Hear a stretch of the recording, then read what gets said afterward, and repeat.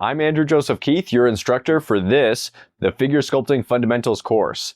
In this lesson, I want to give you some options for exercises that you can do to help you master the medium and apply the lessons that we've gone through throughout the course. Think of these exercises as the kind of exercises that athletes perform in a gym. Have you ever seen a professional athlete do a push-up in the middle of a game? Probably not. But you can bet that they've done a lot of push-ups or similar exercises in the gym to get ready for their competition. If you find yourself wondering what you should sculpt next, come back to this video and choose one of the exercises that you can try. If you do these kinds of exercises regularly, you'll be better able to resolve a wide range of challenges as you sculpt. The process that you should follow with these exercises is the same process that we've laid out throughout the course. Sculpt thin, worrying first about the primary underlying forms, then add on the secondary forms on top of that, and then finally the tertiary forms or surface detail last of all. I honestly believe that if you can dedicate a small amount of time on a regular basis to practice sculpting, that there's no limit to the level of skill that you can achieve. Let's start off with some objects we can sculpt. Objects with wrinkles are a great exercise. Take a wrinkled bag of chips, or a crumpled aluminum can, or crumple a piece of paper and try to sculpt it. This is a great exercise to help you sculpt what you see. Try to copy it as accurately as you can. Try sculpting drapery. Hang a towel on the back of a chair, or a piece of cloth on one or two nails on the wall. You can study a section of your dirty clothes basket, or take a sheet and use it as a toga. Snap some photo references of yourself or a friend, and try to sculpt the draped figure. Try to get some dynamic wrinkles in the fabric. In the premium course, we're going to dive deeper into sculpting drapery. So that's one more reason to get the full course. Sculpt a skull. This is always a great exercise for figurative artists. Sculpt a toy. This is basically copying a sculpture done by somebody else. You can even see if you can improve on the design. Sculpt a shoe. An old leather shoe with some character or your favorite brand. The wrinkles, forms, textures, and details can be a helpful challenge. Choose your own interesting object. These are just a few items that I thought of, but be creative. Choose something that you find interesting and sculpt it. Just make sure that it's something that you won't get bored with. A second sculpting exercise that can be very helpful is changing the medium or material that you're sculpting with. One of the most common questions that I get is what type of clay do you use? As I've mentioned before, the material or the type of clay doesn't matter nearly as much as your understanding of how to sculpt. That being said, changing up your medium can be a great way to find new textures or techniques or concepts that you can apply to your work. Wire sculpture. Things like a shoe, an old camera, a toy truck. I've seen all of these things sculpted successfully using wire. Try not to choose something too flat, as you want to build it out in 3D. You can even purchase some inexpensive steel wire at a hardware store and then build it out on a larger scale, like 2 feet by 3 feet. This exercise helps you sculpt using line and focus on the outline and unique characteristics of that object.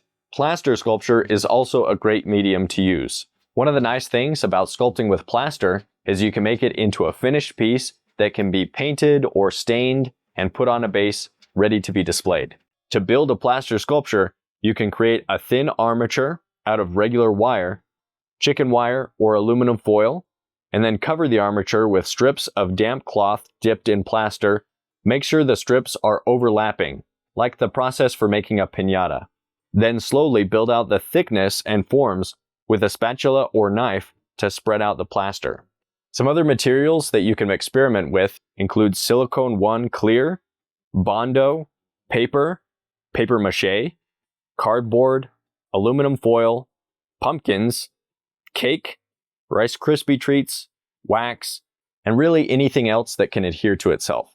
Some of these materials do have potential hazards like Bondo or silicone that need to be done in a well-ventilated area, so be aware of that. Play it safe and use the safety precautions on whatever product that you're using. The next exercise is changing the tools that you're using. There's an interesting phenomenon that when we're given a set of limitations or guidelines that we have to work by, we can often become more creative in how we solve problems. In this way, those restraints might actually help our creativity. Limiting the tools that you use is one way to limit yourself and see the results that you can create. Sculpt using a single tool. Choose a butter knife, a loop tool, a paperclip, etc., and try doing an entire sculpture using only that tool. Or try sculpting with the tools that you usually never use. When I purchase a new set of tools, I'll usually find one or two that become my favorite, and then the others I'll hardly ever use. So by forcing myself to use some of these other tools, I might find a new way of achieving a new texture or a new way of achieving a similar effect as the old tools. Try sculpting small, using only your fingers. Try sculpting by only adding bits of clay, without pushing the clay around on the surface. This is a great way to help you be more precise with where you place each small coil of clay. It can also make a cool texture when done well. The next exercise is sculpting using a digital 3D reference. Some websites like anatomy360.info provide high-quality 3D scans that can be very useful for sculptors. These references can be used to sculpt the entire figure or for specific areas like facial feature studies. 3D references of anatomy are a great resource as well.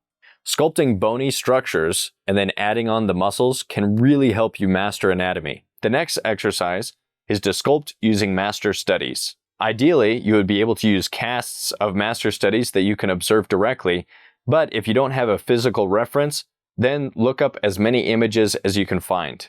This is a great way to see how other sculptors represent different features and apply their own style to the figure.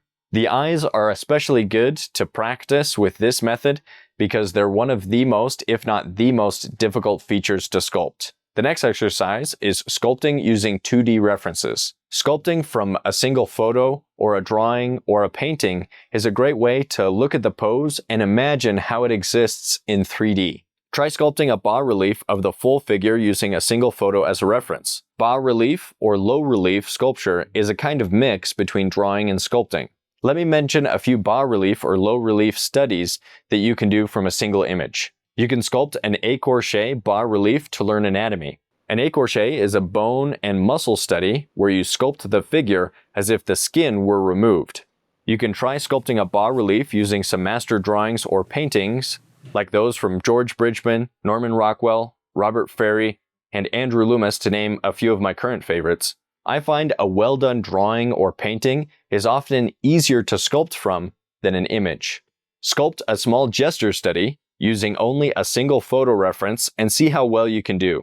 This means that you'll have to invent a lot of the information, which will help give you an idea of how much you actually know about the figure. Here's a fun one. Try sculpting a 3D character based off a 2D cartoon.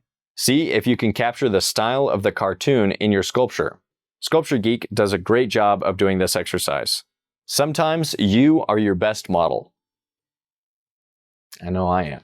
The next exercise is sculpting using yourself as a reference. Not only can you take photo references of yourself that we talked about in a past lesson, but you can also sculpt from direct observation. You can choose a specific part of the body that you'd like to learn more about, like your hand, your foot, the torso, your knee, whatever it is, and then try to sculpt it in detail. Try sculpting your own facial features using a mirror as a reference, or sculpt an entire self-portrait using a combination of photos from all angles and a mirror. See if you can capture your likeness.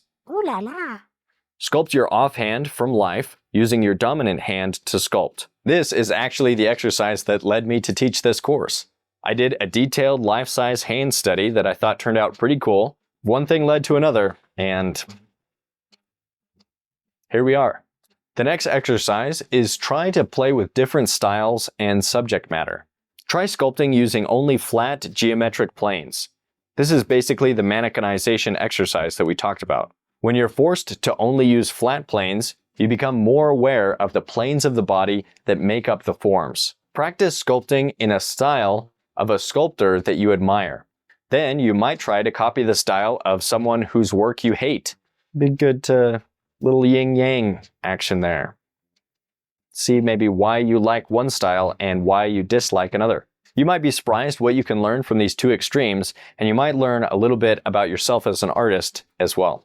You could even take that style that you admire and try to sculpt an animal using that same style. The next exercise that you can try is changing the speed at which you sculpt. Sculpt faster. Use soft clay to do a quick sculpture of the head or torso in 1 to 5 minutes. Sculpting fast forces you to put down all of the most relevant information and forget about the details. Challenge yourself to work faster than you normally would, and you might like the result.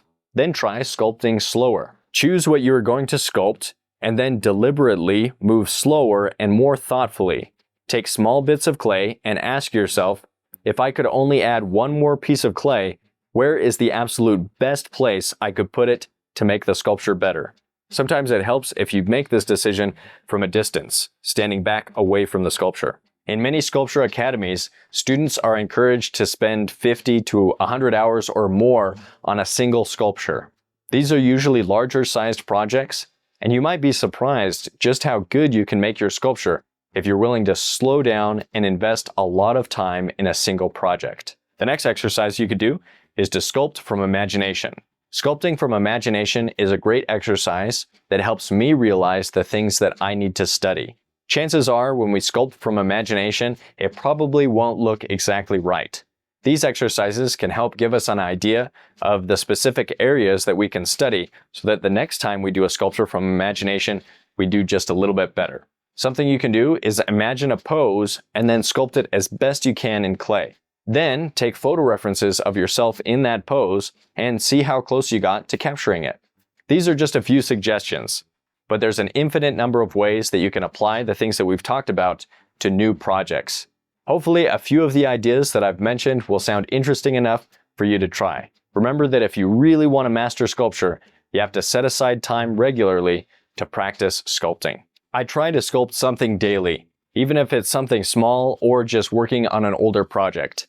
Try to build a habit that will help you increase your skills while you're being educated or entertained. I love to sculpt while listening to podcasts like The Draftsman or audiobooks like The Way of Kings by Brandon Sanderson, or I'll have my favorite TV show in the background. The Office. Of course. What else would it be?